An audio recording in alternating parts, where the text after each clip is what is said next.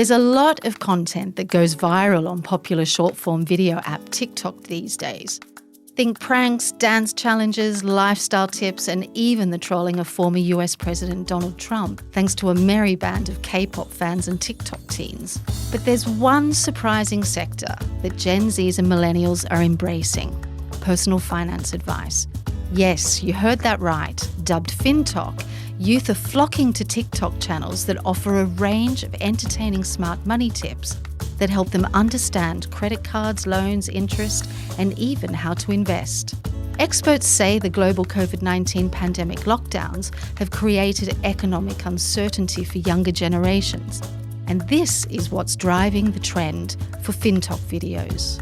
Welcome to Pocketful of Dirhams. I'm Felicity Glover, the personal finance editor at The National. Joining me today is Nathan McFarlane, the founder of Dubai's Help with Debt and a rising Fintoc influencer in the Middle East, who will offer his thoughts on how to get the most out of personal finance advice on TikTok.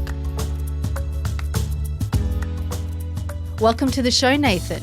Thank you for having me, Felicity. It's a pleasure. So, Nathan, I hear you're a rising Fintoc influencer in the Middle East. When did you join TikTok? Well, I actually joined at the back end of 2019, just like everyone else would. And, you because everyone's talking about TikTok, so on and so forth at the time. But then I started doing videos specific to financial services in the middle of February last year. So about 12 months of Fintoc content. Okay, so what's your handle and how many followers do you have? My handle is at edunates, EDUNATES, like educates, but edunates. I've got almost 24,000 followers now, all specifically looking for, obviously, financial information. But it's more about the views that TikTok provides, obviously, and the virality of the platform.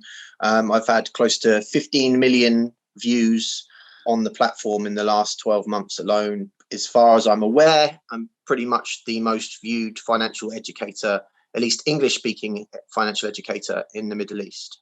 That's quite incredible. So what inspired you to join the platform in the first place? Is it part of what you're doing with Help with Debt? Yeah, my previous background, as I've said before, as a financial advisor. I worked in the investment world, worked in the insurance world, didn't really like it, and I moved into helping people with their debt problems. And my idea was always to provide an online platform to be able to educate people in this particular space. And that's how it started, really. But, as things grew on with the content that I created, you started to realize, well, actually, this is way beyond just people in debt. It's about the whole financial services industry, how there is a massive lack of financial literacy. So, statistically, only 38% of people in the UAE are financially literate. Across the world, it's 33%. Even if you look at the most financially literate country in the world, the most financially literate country in the world is only 71% of people. So, the fact is, people do not understand finance. That's the reality. And we're trying to be able to get out there, reach to people, explain things in a fun way, and then link that back to the business so that we can aid individuals to have a better financial life, whether that's if they're in debt, whether it's that, they're looking at transferring money, whether it's that they're looking to invest, whether it's they want extra advice, whether it's they want to learn more about, different revenue streams that they can have for themselves to bring in money, multiple different, avenues. And TikTok gives us the platform to be able to give little bite-sized chunks of information to the users on the platform. So that's what I was going to ask. I mean, TikTok is all about short-form videos. What type of content are you creating to get your message across and help people understand, smart money skills? Yeah, obviously TikTok's slightly different from other platforms. And I think this is where people really out there really need to understand the difference. Let's look at the traditional forms that we have. From the National, you've got the newspaper, so reading, blog posts, so on and so forth, which are generally long, which may not have as much engagement. You've got YouTube. YouTube videos tend to be longer And realistically, if you're watching that YouTube video, you have a real direct interest in that particular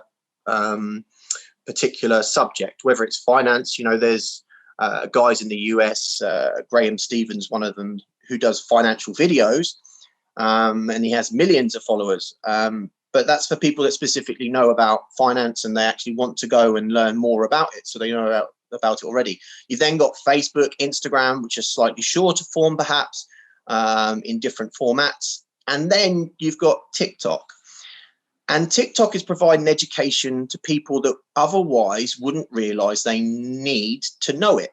I think, and that links back to financial literacy.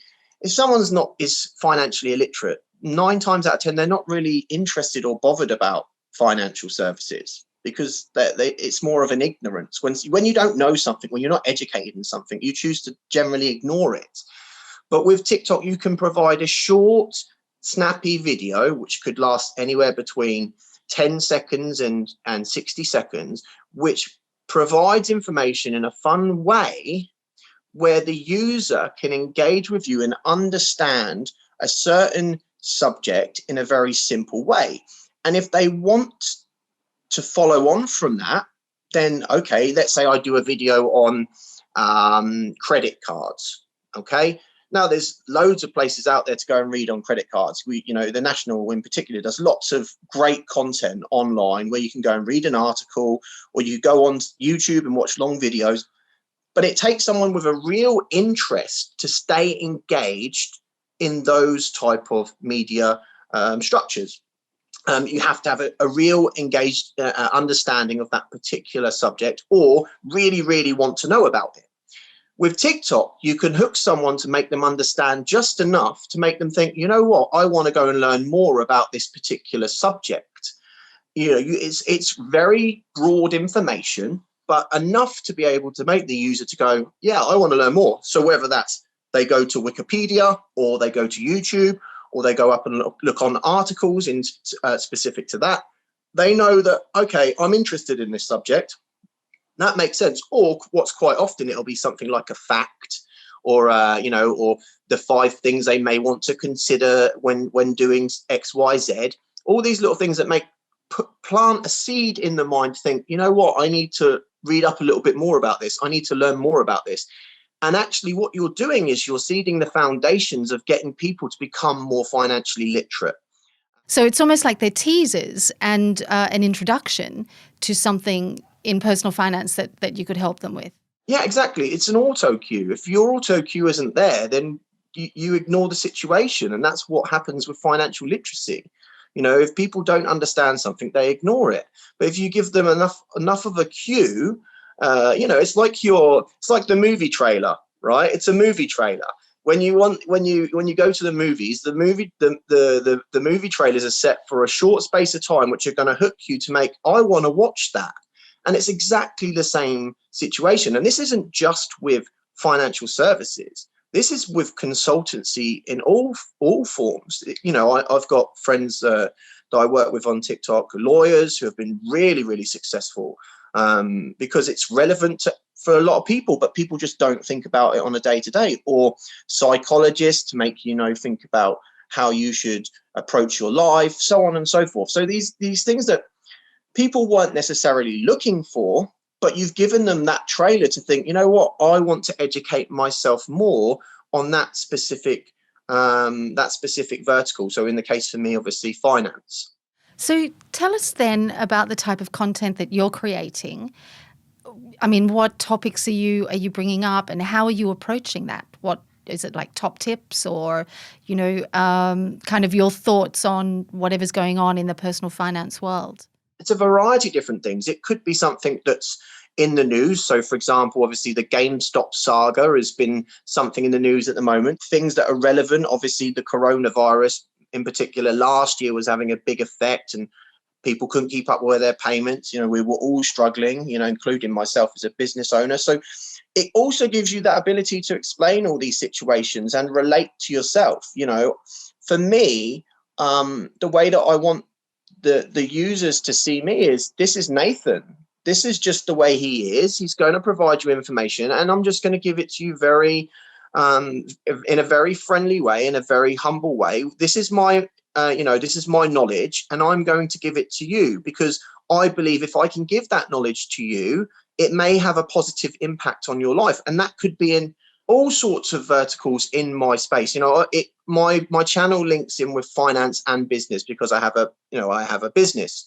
I'm building a fintech company. So it comes across those verticals. I talk a little bit about my business journey, the experiences that I've had, the things I've seen along the way, my expertise in different financial verticals, whether I speak about investments, whether it's the stock market, whether it's insurance, all little pieces of information which people can utilize and potentially then, if they are interested in that particular subject, move on to either a platform or another social media space to try and find more information on. Or what a lot of the users do is contact me to ask for more questions in a bit more detail. What are those topics that you're addressing, that you're seeing, or that people are really interested in? It's quite interesting. Now, obviously, I've done a video pretty much every single day for the last 350 days. So, I've got so much content on my channel, and it's interesting to go back over the videos that go viral, where there is more engagement. Some of them, it's just something that's really, I did a video about if you have 100 dirhams to your name, you're richer than 25% of the American population. Just a silly fact like that, but it's engaging. So that one went really viral. People were like, whoa, really? I was like, yeah, because 25% of those people are already in the negative from the debts that they're in. So, there's these things that people just don't think about, right down to things which are really relevant at the time. I did a lot of videos in the middle of last year on, telling people to approach the banks to reschedule their loans and their credit cards to, or try to get deferments. A lot of them, particularly in that sort of lockdown period, it was crazy. I had literally in the space of 2 weeks, 4 or 5 million views and 1,000 people contact me. It was crazy. But now it's kind of lots of very different topics. Sometimes you just really don't know what it is. So when you think about TikTok, though, I mean, you think it's pranks, it's dance challenges, it's lifestyle tips, and even trolling Donald Trump, for instance. Why do you think Fintoc has gone viral? Yeah, this is an easy one. It's changing the way we learn. If you're looking at finance in, per se, Fintoc in this instance, traditional financial institutions are the providers of the service for individuals, whether that's a credit card, a loan, an insurance policy, an investment policy, a bank account. And that's what bank accounts defined financial services as. Why? Because they were the things that they could monetize on. That's the reality, right? But that's not necessarily what people are interested in. People might be interested in, I want to learn about stocks. I don't necessarily want to invest. I want to learn about it. I want to learn about affiliate marketing, potentially other ways I can make money. I want to learn about side hustles. I want to do educational courses. I want to do all these other things in this particular vertical. Okay, well, we'll give you some information about it, because my primary goal is not to monetize. In comparison to financial institutions prior to this, banks, financial advisors, even robo-advisors, their primary goal from the word go is to monetize. So the traditional financial structure has been about sell, sell, sell, and then and once we've sold to you, we'll give you something. In this structure, it's no, learn, and you can make your decisions how you please. And if you want to come back to facilitate for me, then great. But the traditional financial services industry has relied on naivety. That's the reality. People don't understand how finance works. I've given you the statistics already. 33% of the world are financially literate. So that means 2 out of 3 people do not understand finance. But yet 8.5 out of 10 people use financial services, are banked in the UAE. So they're using credit cards, they're using loans, they're using investments, they're being sold these services, but yet they don't understand it. And TikToks, they're giving us the opportunity to open that mind, give that movie trailer to make people think, oh, and maybe I need to think about that before I do that. Maybe I need to think about what can go wrong if I get a credit card. Maybe I need to think about oh, what is the right bank account to get? Oh, maybe I need to think about before I invest in that crazy stock, so on and so forth. We understand already the changes in financial services are happening. We all also understand that the majority of millennials are in serious trouble because of these days. You look at this, I did a video about this the other day, actually. The pensions aren't as good for millennials now. That you can't buy a house with the salaries in comparison like you used to be able to. There's this generation that don't understand finance, and that need to understand finance more than ever because they're not spoon-fed like previous generations were.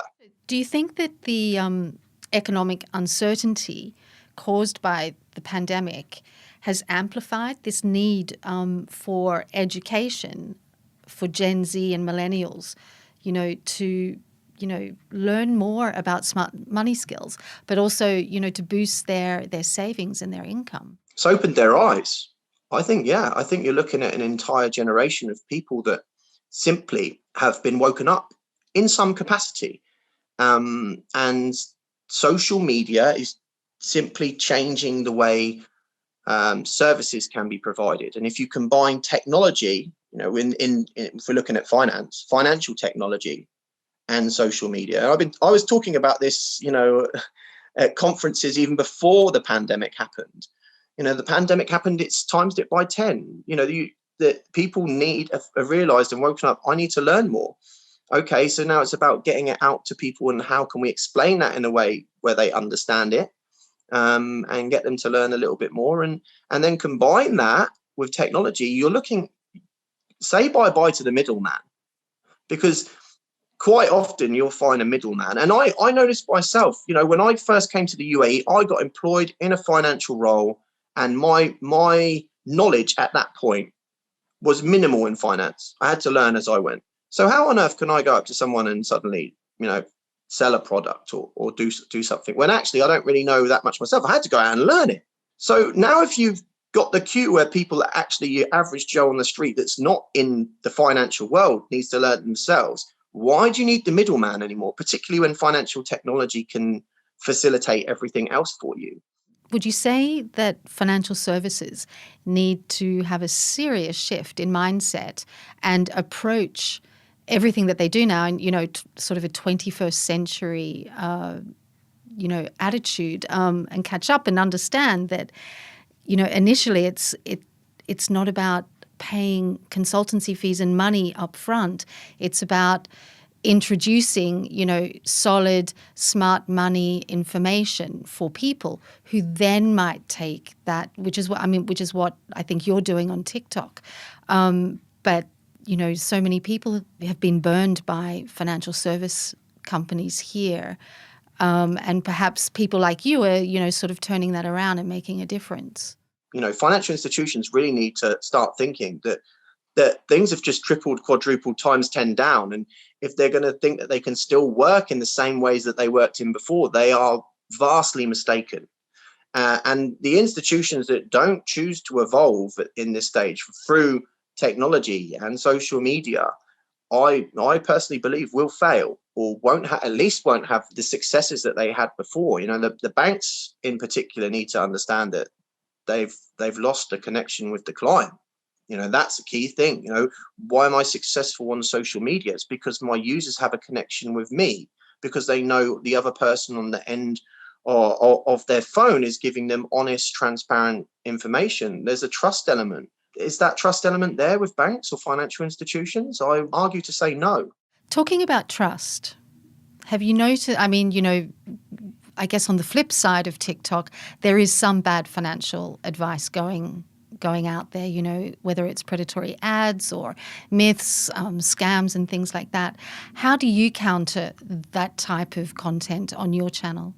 Okay, so firstly, you need to understand, I think when people come onto TikTok, it's not advice, right? It's knowledge and opinions, and it's how you take those knowledge and opinions. The word advice to me is an impartial understanding of a person's situation and then providing them the information based on their circumstances. We're on TikTok, you can't give advice because you don't know the individual, right? But what you can do is you can give knowledge and opinions based on your knowledge and past history of what's happened.